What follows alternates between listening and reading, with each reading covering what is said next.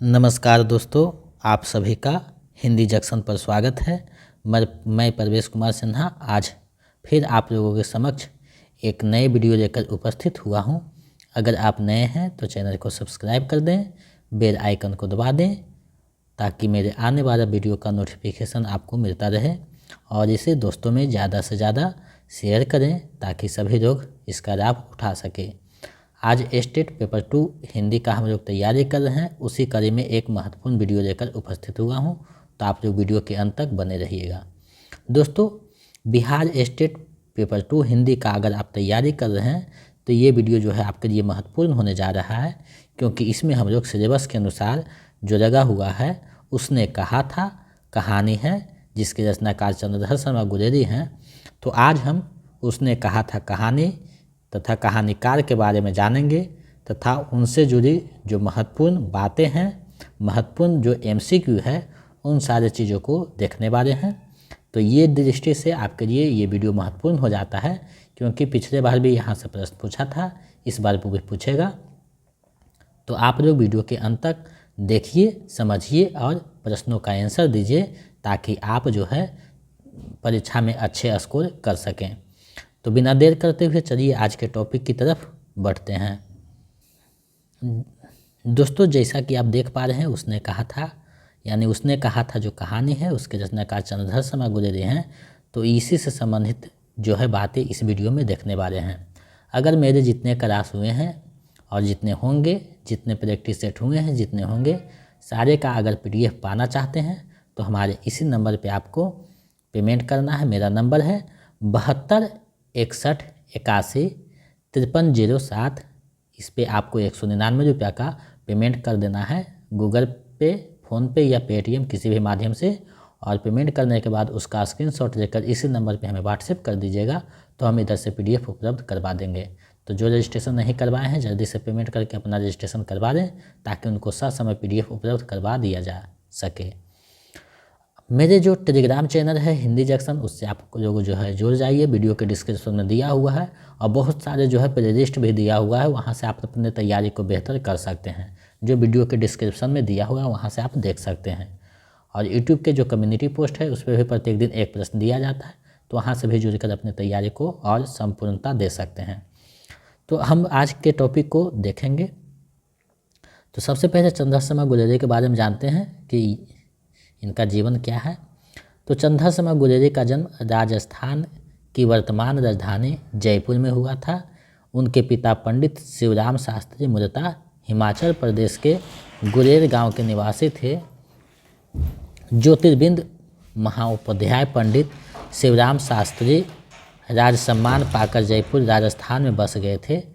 उनकी तीसरी पत्नी लक्ष्मी देवी ने सन 1883 में चंद्रधर को जन्म दिया। यानी यहाँ से एक बात निकल कर आई कि चंद्रधर शर्मा गुलेरी का जन्म 1883 ईस्वी में हुआ था।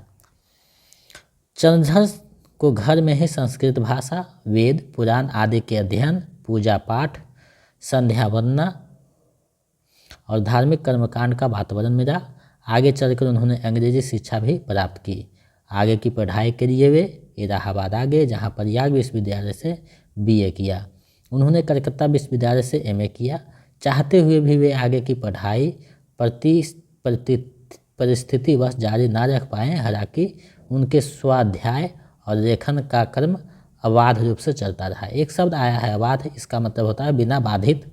20 वर्ष की उम्र में के पहले ही उन्हें जयपुर की वेधशाला के जीर्णोद्धार तथा उससे संबंधित शोध कार्य के लिए गठित मंडल में चुन दिया गया और कैप्टन गैरेट के साथ मिलकर उन्होंने इस पद पर Jaipur observatory and it's builders शीर्षक अंग्रेजी ग्रंथ की रचना की। यानी ये जो है उसके साथ मिलकर जो है इसकी रचना की,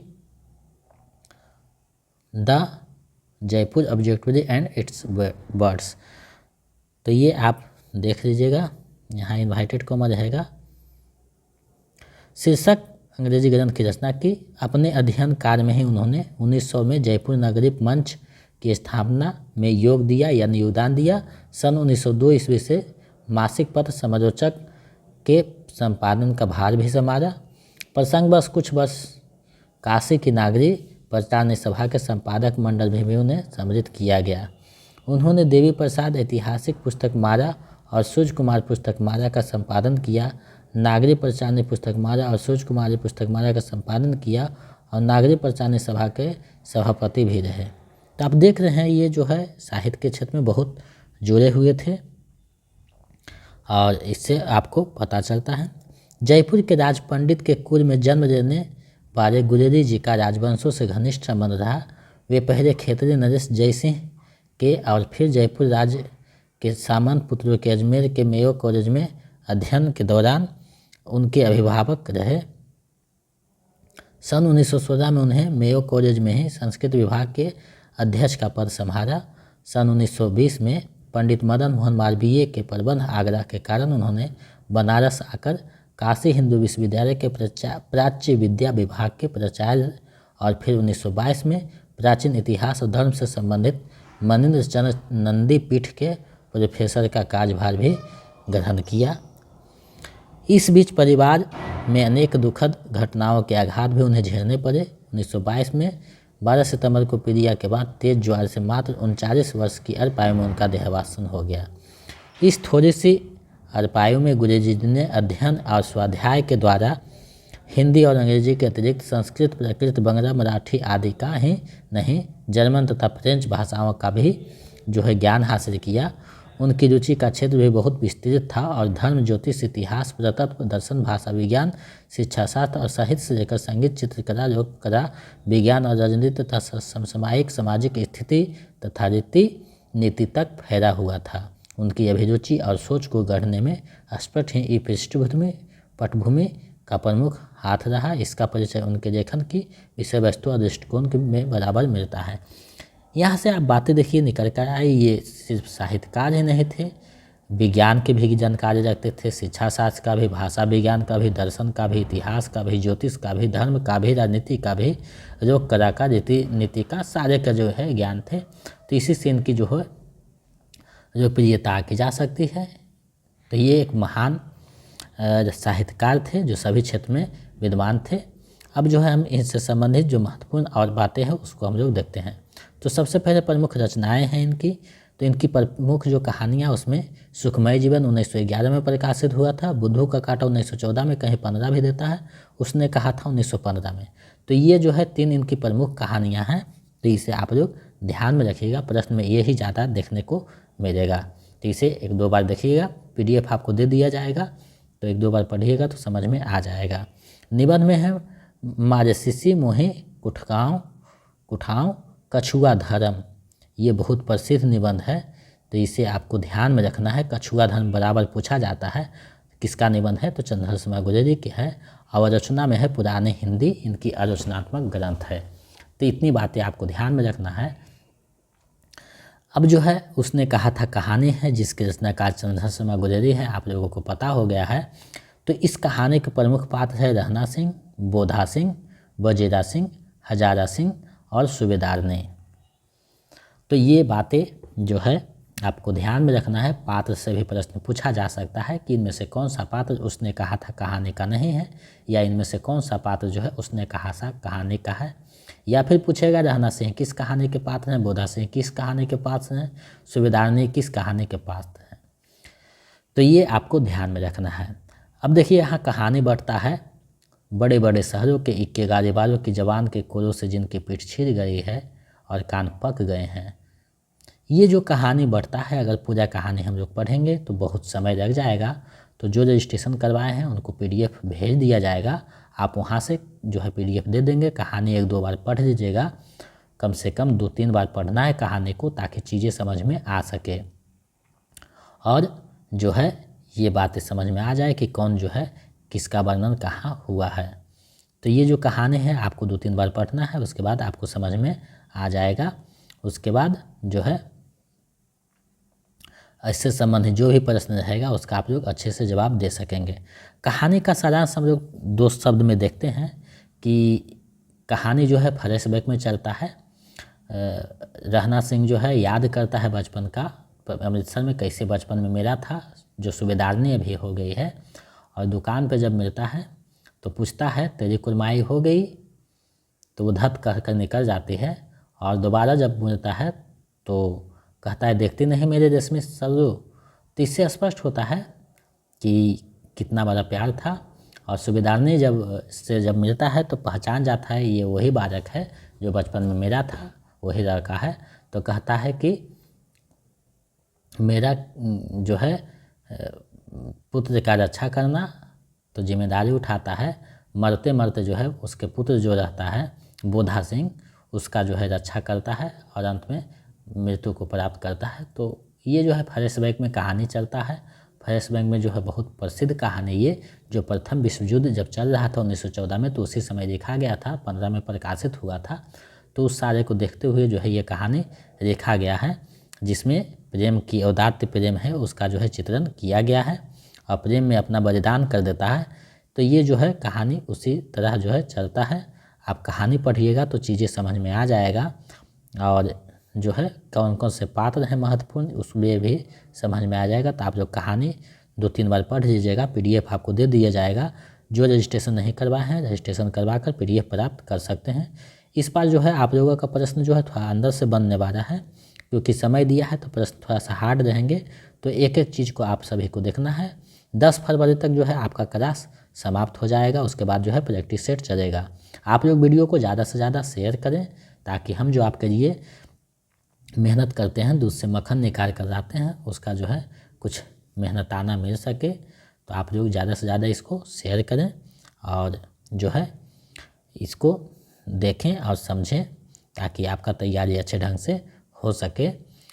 क्योंकि पिछले बार मैंने जो तैयारी किया था उसका जो है बहुत पॉजिटिव रिजल्ट रहा, तो इस बार भी वैसा ही होगा। तो मेरे चैनल से जुड़कर और दूसरे को जोड़कर जो है इसका फ़ायदा उठा सकते हैं। अब जो है इस कहानी से संबंधित जो महत्वपूर्ण वैकल्पिक प्रश्न हैं उसको देखते हैं। तो 30 MCQ प्रश्न यहाँ रहेगा, उसमें आपका कितना सही हुआ है हमें कमेंट करके बताइएगा ताकि हम समझ सकें कि आप लोग भी तैयारी कर रहे हैं। दूसरी बात है कि अगर प्रश्न गलत होता है तो कोई बात नहीं, क्योंकि आप जो कहानी अच्छे से पढ़े होंगे वो उसका प्रश्न अच्छा सही होगा और जो कहानी नहीं पढ़े होंगे उनका गलत होने की संभावना है। तो कहानी पढ़िएगा तो आपका सही होने लगेगा। तो ये नहीं डरना है कि मेरा कम सही हुआ, क्योंकि कहानी आप जब PDF दे देंगे उसको पढ़िएगा तो आपका सही होने लगेगा। तो चलिए प्रश्नों को देखते हैं। पहला प्रश्न है, उसने कहा था कहानी के रचनाकार कौन है? तो ये बहुत सरल प्रश्न है। 4 विकल्प आपको दिया जाएगा, वहाँ भी ऑनलाइन एग्जाम होगा तो ऑनलाइन प्रैक्टिस आप लोग कर दीजिएगा। तो इसका जो सही आंसर है विकल्प ख हो जाएगा। चंद्र शर्मा गुलेरी हैं इसके रचनाकार। उसने कहा था। चलिए आगे बढ़ते हैं, अगले प्रश्न को देखते हैं। उसने कहा था कहानी का नायक कौन है? उसने कहा था कहानी का नायक कौन है? तो आप सभी को पता होगा कि रहना सिंह इसका नायक है। विकल्प क सही हो जाएगा। चलिए आगे बढ़ते हैं, अगले प्रश्न को देखते हैं। इनमें से कौन सा पात्र उसने कहा था कहानी का नहीं है? इनमें से कौन सा पात्र उसने कहा था कहानी का नहीं है, आपको बताने हैं। तो आप सभी को पता होगा इसमें जो पात्र आए हैं रहना सिंह भी है, हजारा सिंह भी है, बोधा सिंह भी है। ये तीनों के तीनों पात्र हैं, माया सिंह नहीं है। तो विकल्प घ हो जाएगा माया सिंह, क्योंकि नहीं पूछा है। चलिए आगे बढ़ते हैं। प्रस्तुत कहानी में किस शहर का वर्णन हुआ है?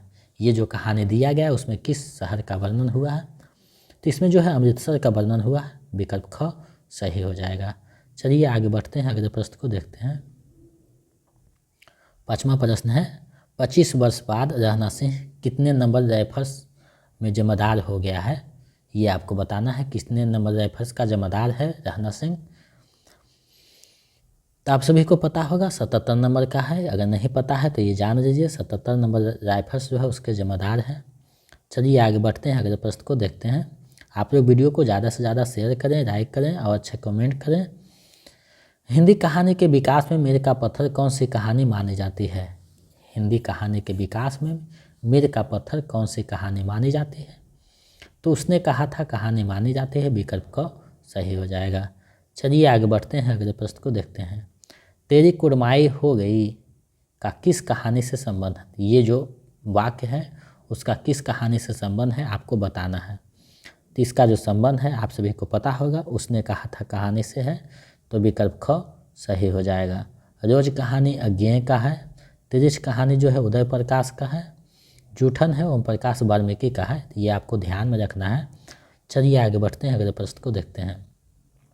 उसने कहा था किस वर्ष की रचना है? उसने कहा था कहानी जो है किस वर्ष की रचना है आपको बताना है। तो इसका जो प्रकाशन हुआ था 1915 ईस्वी में हुआ था। विकल्प को सही हो जाएगा। चलिए आगे बढ़ते हैं।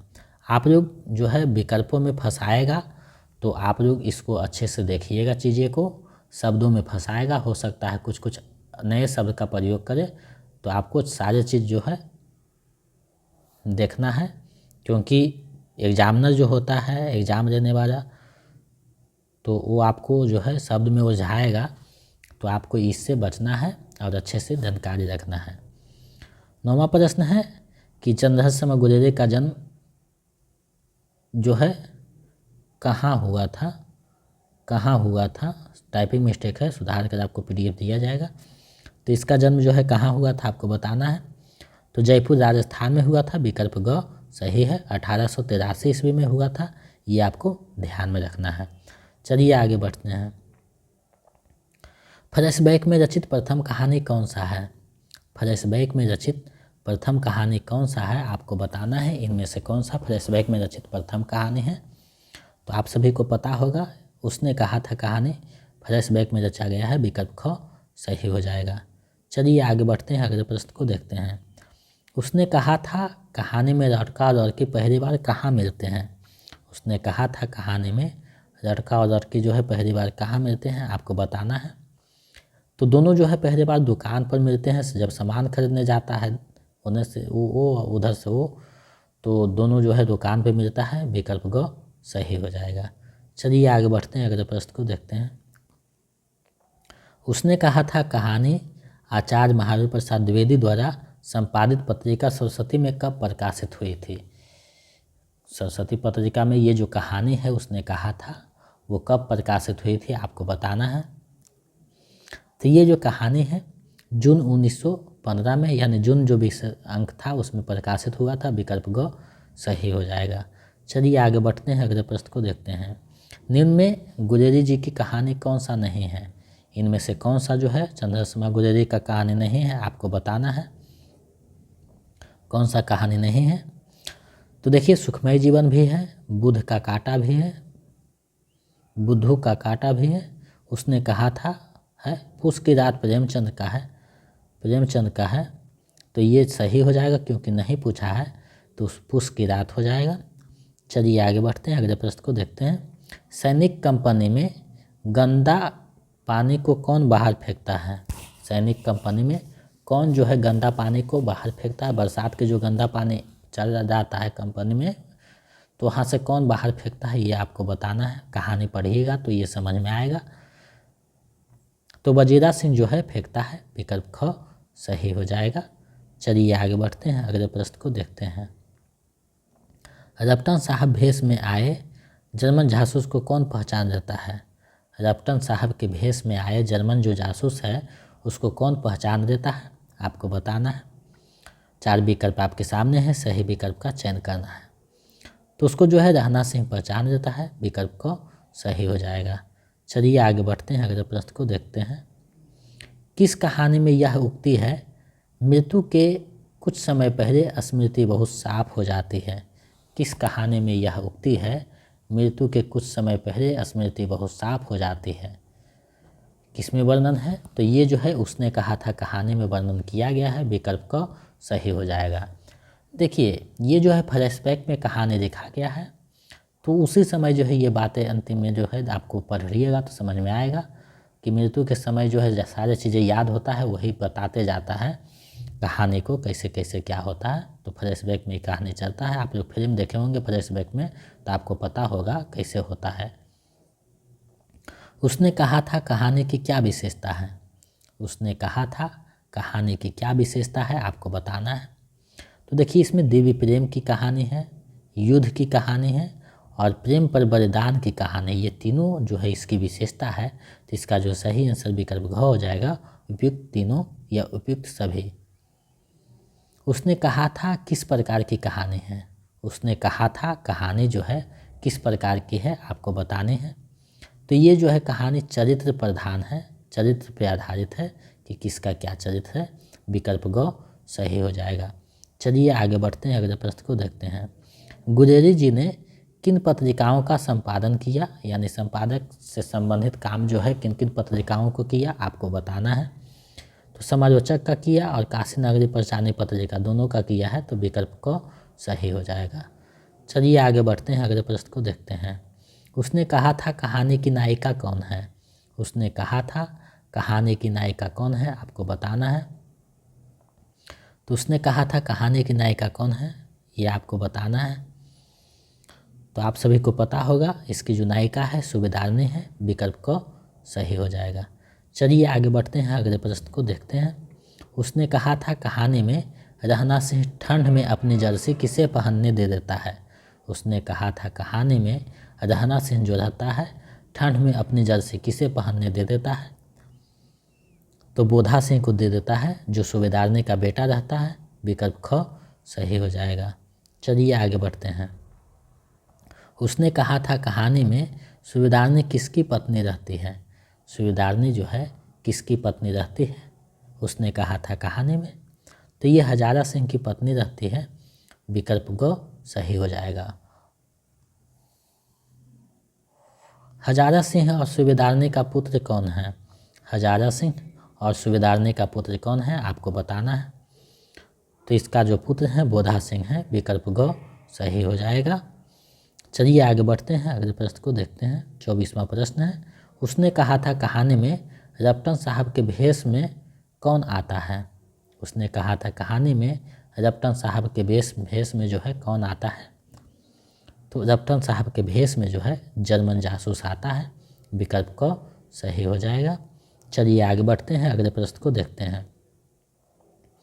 कहानी के आरंभ में दिखाई देने वाला 12 साल का लड़का अंत में किस नाम से जाना जाता है। कहानी के जो है शुरुआत में 12 साल का जो लड़का दिखाई देता है अंत में किस नाम से जाना जाता है। तो आप सभी को पता होगा ये जो है रहना सिंह के नाम से जाना जाता है, विकल्प क सही हो जाएगा। चलिए आगे बढ़ते हैं, अगले प्रश्न को देखते हैं। कहानी के आरंभ में दिखाई पड़ने वाली जो लड़की है 8 साल की अंत में किस नाम से जानी जाती है। कहानी में किस नाम से उसका जिक्र होता है। तो वे सूबेदारनी के नाम से जो है जानी जाती है, विकल्प ग सही हो जाएगा। इस तरीक़ा से प्रश्न पूछे जा सकते हैं। तो मैंने कोशिश किया है कि सभी तरह के प्रश्नों को आपके समक्ष प्रस्तुत करूं ताकि आपको समझ में आ सके कि कहां कहां से प्रश्न बन सकते हैं। तो आप लोग कहानी को 1-2 बार पढ़िएगा तो चीज़ें स्पष्ट हो जाएगी और आपको जो है परेशानी सामना नहीं करना पड़ेगा और कोई भी इससे संबंधित प्रश्न रहेगा आप अच्छे से आंसर करके आ सकते हैं। उसने कहा था कहानी में सेना का सूबेदार कौन रहता है। उसने कहा था कहानी में सेना का सूबेदार कौन रहता है ये आपको बताना है। तो हजारा सिंह जो है सेना को सूबेदार रहता है, विकल्प क सही हो जाएगा। चलिए आगे बढ़ते हैं, अगले प्रश्न को देखते हैं। उसने कहा था कहानी किस युद्ध की पृष्ठभूमि पर लिखी गई है। ये कहानी जो है किस युद्ध की पृष्ठभूमि पर लिखी गई है ये आपको बताना है। तो ये जो कहानी है प्रथम विश्व युद्ध जब 1914 में शुरू होता है उसी की घटना पर यह आधारित है, विकल्प को सही हो जाएगा। चलिए आगे बढ़ते हैं। उसने कहा था कहानी का कथानक कितने अंकों में है। ये जो कहानी है उसका कथानक कितने अंकों में चलता है। तो इसका जो कहानी है वो 5 अंकों में चलता है, कथानक विकल्प को सही हो जाएगा। चलिए इस वीडियो का अंतिम और 30वां प्रश्न देखते हैं। उसने कहा था कहानी में किस सैनिक का चित्रण है। उसने कहा था कहानी में किस सैनिक का चित्रण हुआ है, लेखक द्वारा किया गया है। तो इसमें जो है सिख सैनिक का चित्रण किया गया है, विकल्प ख सही हो जाएगा। तो आपको जो है 30 में MCQ में कितना सही हुआ है हमें कमेंट करके बताइएगा ताकि हम समझ सकें कि आपका तैयारी कैसा चल रहा है। और आप लोग जो है जो अच्छे से नहीं जवाब दे पाए हैं, जो नहीं पढ़े हैं, मेरे सारे क्लास जो है आपको उसका PDF उपलब्ध करवा दिया जाएगा। आपको 199 रुपया जो है मेरे नंबर 72 61 81 53 07 पे आपको जो है पेमेंट करना है 199 रुपया। और उसका पेमेंट जो कीजिएगा उसका स्क्रीनशॉट लेकर इसी नंबर पे व्हाट्सएप कर दीजिएगा तो हम इधर से आपको PDF उपलब्ध करवा देंगे। तो जो रजिस्ट्रेशन नहीं करवाए हैं जल्दी से करवा दें। और हम जो नोट्स और प्रैक्टिस सेट देंगे उसके अलावा कोई भी पुस्तक खरीदने की आवश्यकता नहीं है। हम हिंदी और व्याकरण के सारे जो है आपका तैयारी करवा देंगे और अलग से कोई भी पुस्तक लेने की आवश्यकता नहीं है। तो रजिस्ट्रेशन नहीं करवाए हैं जल्दी से करवा दें और PDF को प्राप्त करें और अपने तैयारी को बेहतर करें, क्योंकि स्टेट में बहुत अच्छा रिजल्ट पिछले बार भी रहा है, इस बार भी रहेगा। हम चीज़ों को अच्छे से आपके समक्ष प्रस्तुत करते हैं ताकि आपका तैयारी बेहतर हो सके। तो जो रजिस्ट्रेशन नहीं करवाए हैं जल्दी से मेरे इस नंबर पे पेमेंट करके अपना रजिस्ट्रेशन करवा दें और जो है PDF प्राप्त करें। मेरे चैनल पे इतना देर तक मेरे साथ बने रहने के लिए बहुत बहुत धन्यवाद और मैं आभार प्रकट करता हूँ आप लोगों को कि आप मेरे साथ जुड़कर अपनी तैयारी को बेहतर कर रहे हैं। तो हम उम्मीद करते हैं और कामना करते हैं और मेरा कोशिश है कि आप सभी जो मेरे साथ जुड़े हैं सभी का रिजल्ट हो और अच्छे टीचर के रूप में जो है आप आगे की तैयारी जारी रख सकें।